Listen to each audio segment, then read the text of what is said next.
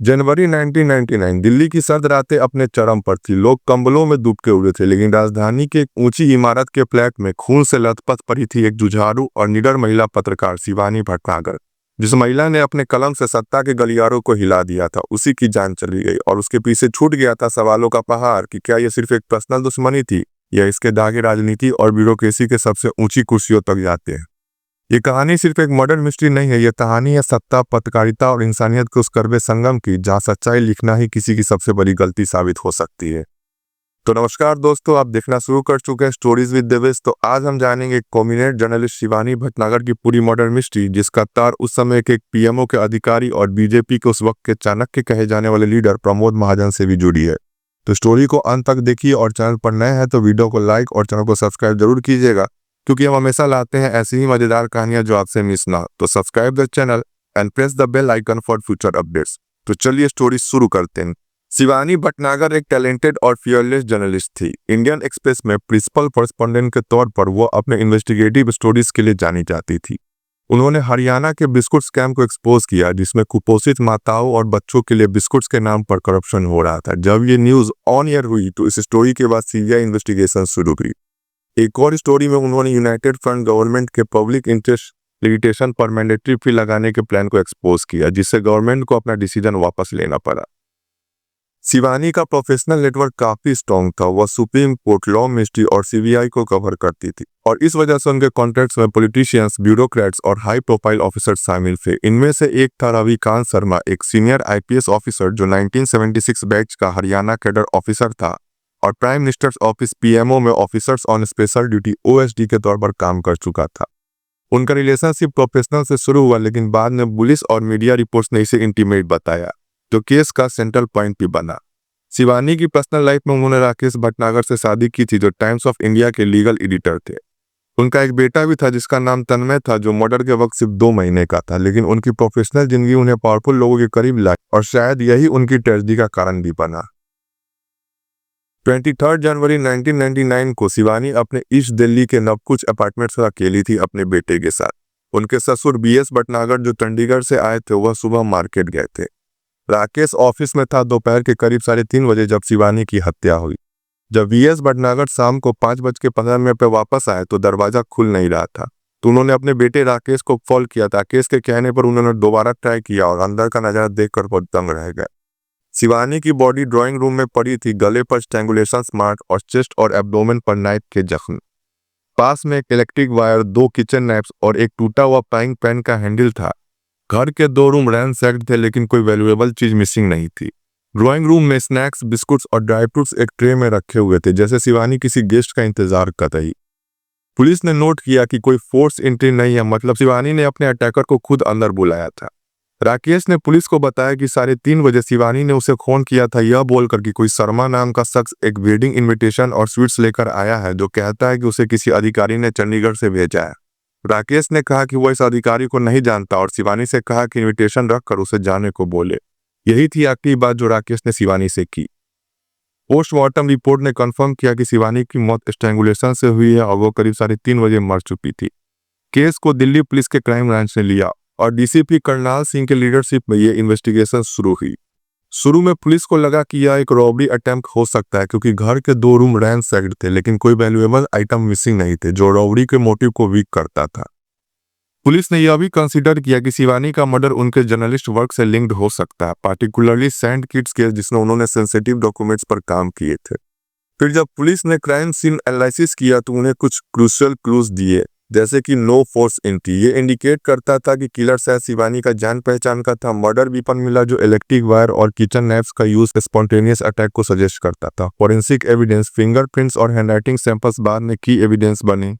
Visitors identity, Rakesh के statement के basis पर पुलिस ने उस शर्मा को ट्रेस करने की कोशिश की जो वेडिंग इनविटेशन के बहाने आया था। पुलिस ने शिवानी के प्रोफेशनल और पर्सनल कॉन्टैक्ट्स को इन्वेस्टिगेट किया। उनके फोन रिकॉर्ड्स, डायरीज और डॉक्यूमेंट्स चेक किए गए।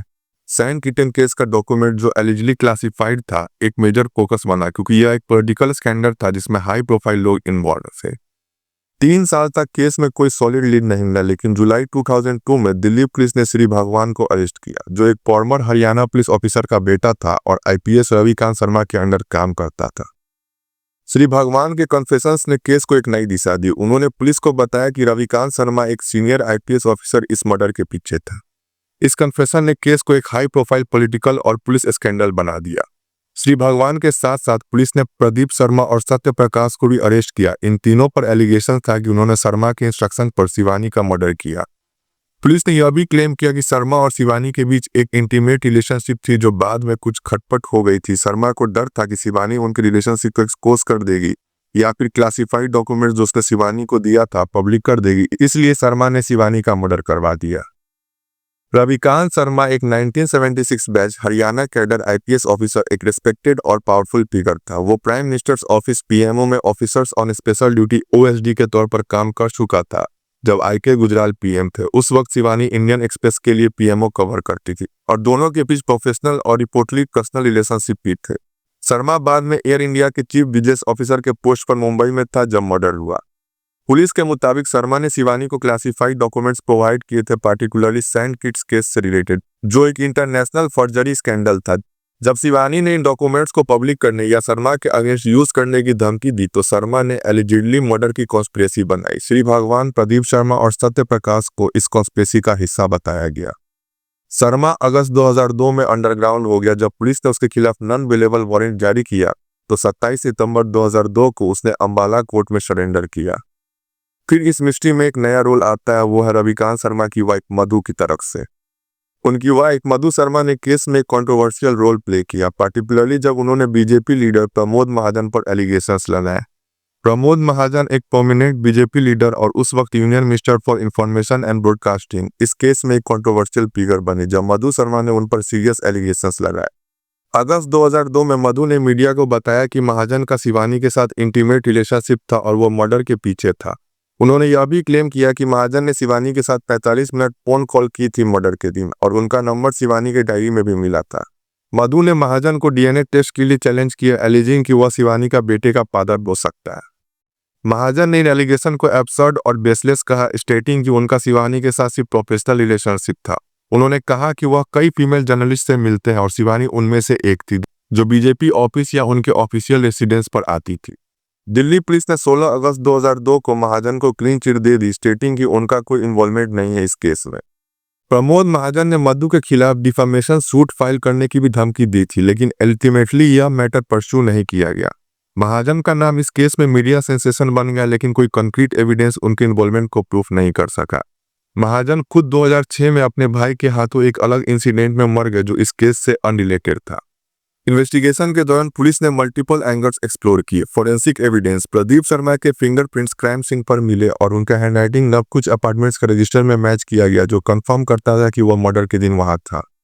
फोन कॉल रिकॉर्ड्स PW135/28 ने रविकांत शर्मा और प्रदीप शर्मा के बीच कम्युनिकेशंस को लिंक किया, लेकिन यह एविडेंस बाद में कंट्रोवर्शियल हो गया क्योंकि शर्मा के लॉयर्स ने टैंपरिंग का एलिगेशंस लगाए। Classified documents reportedly sand kits case से रिलेटेड शिवानी के फ्लैट से मिले जो प्रोसिक्यूशन के मोटिव को सपोर्ट करता था। विटनेस टेस्टिमोनी, शिवानी की सिस्टर सेवंती ने कोर्ट में कहा कि शिवानी ने उन्हें बताया था कि वह शर्मा को एक्सपोज करने वाली थी, पॉसिबली ऑफिशियल सीक्रेट्स एक्ट के अंदर। राकेश भटनागर ने एडमिट किया कि वह शर्मा और शिवानी के फ्रेंडशिप के बारे में जानते थे, लेकिन उन्होंने उसे इंटीमेट रिलेशनशिप नहीं माना। अब अरेस्ट और चार्जशीट। जुलाई अगस्त 2002 में श्री भगवान, प्रदीप शर्मा, सत्य प्रकाश और वेद प्रकाश शर्मा अरेस्ट हुए। अक्टूबर 2002 में पुलिस ने चार्जशीट फाइल की जिसमें रविकांत शर्मा और तीनों को एक्यूज पर murder, IPC section 302, conspiracy section 120B और एविडेंस टेम्परिंग सेक्शन 201 के चार्जेस लगे। अगस्त 2002 में शर्मा के अगेंस्ट नॉन बेलेबल वारंट जारी हुआ और पुलिस ने उसके पंचकुला रेसिडेंस पर रेड की। शर्मा 45 दिन तक अंडरग्राउंड रहा, लेकिन 27 सितंबर 2002 को अंबाला कोर्ट में सरेंडर कर दिया। पुलिस ने क्लेम किया कि शर्मा ने अपने रोल का कन्फेशन दिया था, लेकिन शर्मा के लॉयर्स ने इसे चैलेंज किया, स्टेटिंग कि यह फोर्स कन्फेशन था। ट्रायल 2003 में शुरू हुआ और 9 साल तक चला, जिसमें 209 विटनेसेस, 4 जजेस और 20,000 पेजेस के रिकॉर्ड्स इन्वॉल्व थे। प्रोसिक्यूशन का केस था कि शर्मा ने शिवानी को मरवाया क्योंकि वह उनकी रिलेशनशिप या क्लासिफाइड डॉक्यूमेंट्स को एक्सपोज से डर रहा था। फिर 5 साल बाद इस केस का वर्डिक्ट आता है। 18 मार्च 2008 को दिल्ली ट्रायल कोर्ट ने रविकांत शर्मा, श्री भगवान, सत्य प्रकाश और प्रदीप शर्मा को गिल्टी माना और लाइफ इम्प्रिजमेंट की सजा सुनाई। प्रोसिक्यूशन ने शर्मा और प्रदीप के लिए डेथ पेनल्टी मांगी थी, लेकिन कोर्ट ने लाइफ सेंटेंस दी।